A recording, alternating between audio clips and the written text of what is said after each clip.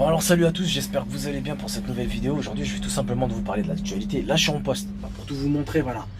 Je suis dans ma grue, je viens d'arriver, bon j'ai fait un peu les courses, un peu de céréales, un peu de gâteau et un peu de taboulé. Aujourd'hui je suis en mode régime, bref, c'est pas le sujet.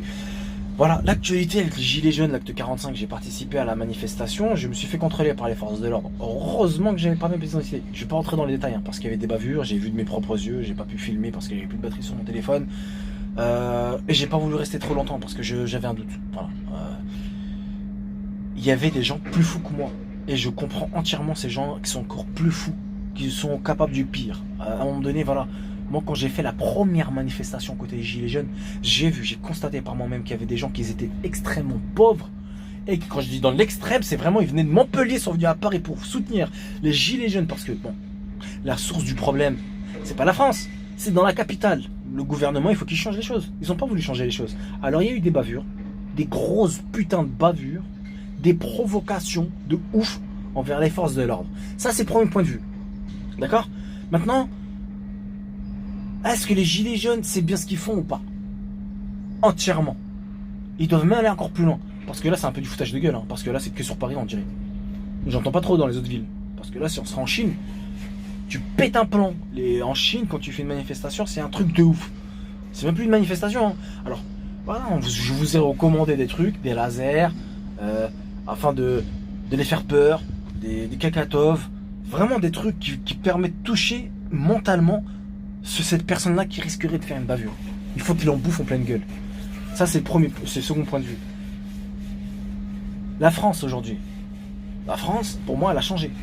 Nous avons il y a des lois comme la loi Chiappa, la loi de pédophile, la loi de violeur. Et c'est un truc de ouf, inceste de ouf. Je comprends plus rien. Je viens de voir, là, je sais plus, je crois que c'est dans le Parisien ou dans le Figaro, c'est passé. Une fillette de 4 ans qui a été violée par son père, inceste, a été condamnée de 8 mois de prison. Tu violes ton bébé, tu veux ressortir, tu veux le revoir. Non mais c'est un truc de ouf. Après on se pose la question, c'est qui est en tort? Après nous avons des fraudes fiscales, on vit dans une dictature, les gouvernements ils ont réussi, ils ont eux-mêmes choisi de ne pas avoir de cas judiciaire. Ça veut dire ils violent demain un enfant, il se présente au comico, garde-à-vue, il ressort, pas de cas judiciaire, il passe aux élections présidentielles à la Sarkozy. Non mais c'est un truc de malade. J'ai 31 ans, je vis dans un pays où je suis censé l'aider à construire, à avancer. Je construis des tours sur Paname, je me fais déjà moi insulter par les mecs de la RATP. Enfin, c'est quoi, c'est les mecs de la SNCF ou je sais pas quoi, la RATP, sécurité de mes couilles. Enfin, excusez-moi, je ne généralise pas tout le monde, mais c'est vraiment parce que là, c'est à contre-cœur que je suis en train de parler. Et ça me fout le seum parce que, avec ce qu'on vit en ce moment, la pauvreté qu'il y a sur Paris, je suis choqué. J'ai rencontré des personnes qui sont dans la pauvreté totale. Ils me demandent de la thune. Les gilets jaunes me demandent de la thune dans des manifestations. J'ai été, par exemple, là, samedi, j'ai marché.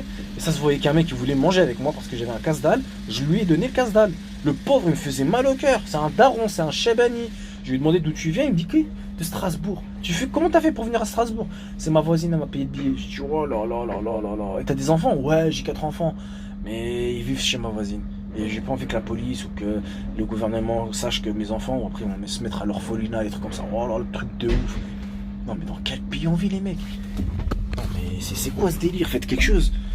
Moi, je demande à toutes les personnes qui sont pas gilets jaunes de l'être. Je vous le dis honnêtement. Je suis pas contre ceux qui ne le sont pas, parce que certains, voilà, c'est des intérêts personnels, il y en a qui travaillent le samedi dimanche, ils ont vers leur propre boîte, ils peuvent pas manifester, ils ont pas le temps pour ça. Je comprends entièrement. Mais là, c'est devenu critique. On vit dans une putain de dictature et qui est soutenue par les médias, déjà.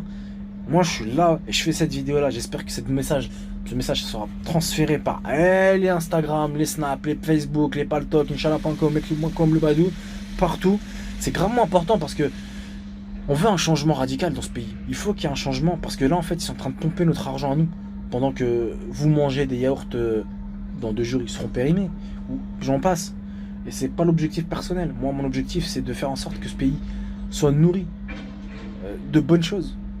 Soit alimenté par une personne, comme je vous donne un exemple tout bête, comme président, Monsieur Erdogan. ou le président russe. C'est un truc de ouf, ces deux mecs-là, ils ont... Si demain on me demande de faire des papiers, changer de pays, aller en Turquie et construire là-bas, sur la tête de WAM, je suis désolé de dire ça, j'y vais. Mais j'ai pas l'opportunité, voilà, je vais pas tarder à me lancer sur des projets ici sur Paris. Je sais que ça va marcher et voilà, je suis obligé de faire des magouilles les mecs, je suis obligé. C'est le seul pays de toute ma vie où je peux faire des magouilles. Si je fais pas de magouilles, je vais jamais m'en sortir. Je pourrais même pas donner une pièce aux pauvres dehors. Mais non, mais là c'est catastrophique. Je généralise pas, hein. Je dis pas qu'il y en a ils vont s'en sortir, il y en a qui ont des moyens. Non. Après oui, il y a des gens qui en abusent. Voilà, ils touchent 1005, ils cherchent un appartement à 900, 1200 euros. Un loyer à 1200 euros. Ça c'est des gens ils réfléchissent pas. Mais voilà, c'est pas général, c'est qu'il y en a ils souffrent aujourd'hui. Et voilà, ça c'est mon gros coup de gueule les mecs. J'espère que le message est passé. Si je fais cette vidéo là, c'est vraiment pour vous dire que je suis vraiment attristé de ce qui se passe en France.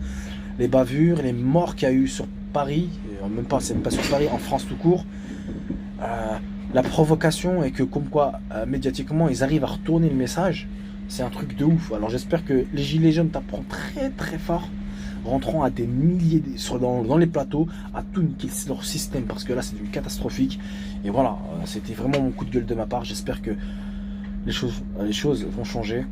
Mais force à vous tous et n'hésitez pas à vous abonner à ma chaîne YouTube. Ciao les mecs et à bientôt.